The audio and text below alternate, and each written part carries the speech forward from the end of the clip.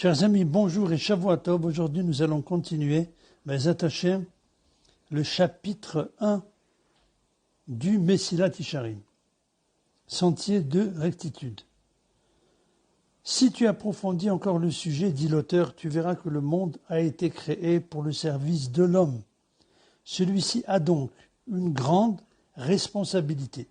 Car si l'homme se laisse séduire par le monde et s'éloigne de son Créateur, il se détruit et détruit le monde avec lui. Au contraire, si l'homme a la maîtrise de soi et s'unit à son Créateur, en ne considérant le monde qu'en tant que moyen de servir Dieu, il s'élève et le monde lui-même s'élève avec lui.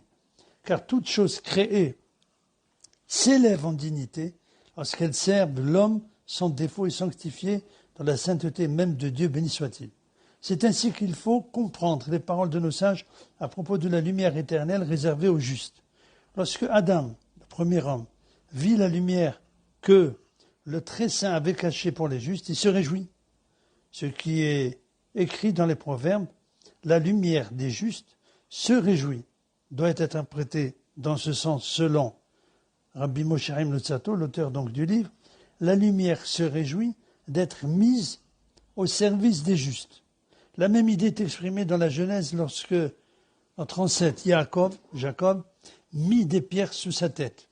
Rabbi Yitzhak dit, dans le Talmud, ceci nous enseigne que les pierres s'étaient toutes rassemblées en un endroit et que chacune disait, c'est sur moi que ce juste reposera la tête. Nos sages ont repris cette idée fondamentale dans un commentaire sur un verset de l'Ecclésiaste. Regarde l'œuvre de Dieu, qui peut redresser ce qu'il a courbé? Lorsque Dieu a créé l'homme, dit le Midrash, et lui fit visiter de long en large le jardin d'Éden, le Gan Éden, avec ses arbres et ses fruits, et il lui dit, vois comme mes œuvres sont belles et précieuses. Tout ce que j'ai créé, c'est pour toi que je l'ai créé. Prends bien garde, ne corromps pas, ne détruis pas mon univers. En résumé, dit l'auteur, l'homme n'a pas été créé pour son existence en ce monde terrestre, mais pour son existence dans le monde futur. Seulement, son passage en ce monde-ci est un moyen pour atteindre l'autre monde, son but. De nombreux propos de nos sages illustrent cette idée que ce monde constitue un lieu et un temps à la fois de préparation et que le monde futur est celui du repos et de la jouissance de ce qui aura été préparé dans ce monde. Première citation, le monde ressemble à un vestibule au seuil du monde futur. Aujourd'hui pour les accomplir, demain pour en recevoir la récompense.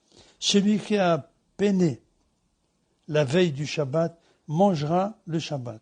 Ce monde ressemble à la terre ferme et le monde futur à la mer. Si l'homme ne fait point ses préparatifs sur la terre ferme, que mangera-t-il en pleine mer? L'auteur ajoute et nous dit qu'on peut voir aussi qu'il est impossible à un être intelligent de croire que le but de la création de l'homme soit sa présence en ce monde, car qu'est-ce que la vie de l'homme en ce monde? Quel est celui qui est vraiment réjoui et qui a connu le repos ici-bas? La durée de notre vie est de 70 et tout au plus 80 ans. Actuellement, avec les progrès médicaux, 90, 100, et tout son éclat n'est que peine et misère, que de maladies, de souffrances, de soucis, de peine, avec pour terme la mort. Tu ne trouveras pas un homme sur 1000 auquel le monde aura apporté la joie et la véritable paix. Le centenaire, lui-même, passe et disparaît de la terre, comme s'il n'a jamais été sur terre. Ce n'est pas tout.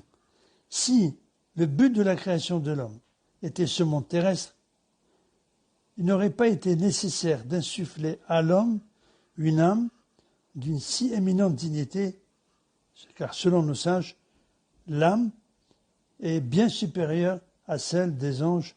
La dignité de notre âme est bien supérieure à celle des anges eux-mêmes. Cette âme ne prend en fait aucun plaisir à tous les objets du monde, puisque l'âme est spirituelle et ce monde est littéralement matériel. Le Midrash dit à propos de la phrase de l'Ecclésiaste, l'âme ne peut être satisfaite, c'est tout à fait normal. Elle fait penser à une princesse mariée à un rustre, à un campagnard.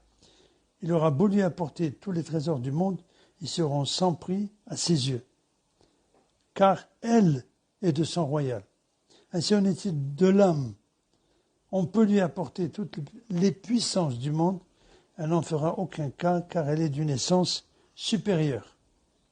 Nos sages ont dit, c'est malgré toi que tu as été conçu, malgré toi que tu es né, malgré toi que tu vis, malgré toi que tu mourras, malgré toi que tu seras jugé. Car l'âme n'aime pas ce monde, au contraire elle a de l'aversion pour lui. Or il est bien évident que le Créateur, béni soit-il, n'aurait pas fait naître une créature en vue d'une fin contraire à sa loi et à ses aspirations. Il s'ensuit que la création de l'homme avait pour fin son existence dans le monde futur, c'est dans ce but que l'âme lui a été donnée, car c'est à elle qu'il convient d'œuvrer, et c'est par elle que l'homme pourra recevoir sa récompense en son lieu et en son temps. Alors, rien dans ce monde ne pourra plus inspirer d'aversion à l'âme, tout lui paraîtra au contraire digne d'être aimé et d'un grand prix. Voilà donc pour le deuxième cours sur le chapitre 1. Je vous remercie de votre écoute et vous dis à très bientôt pour les cours suivants. Be'ezrat Hashem.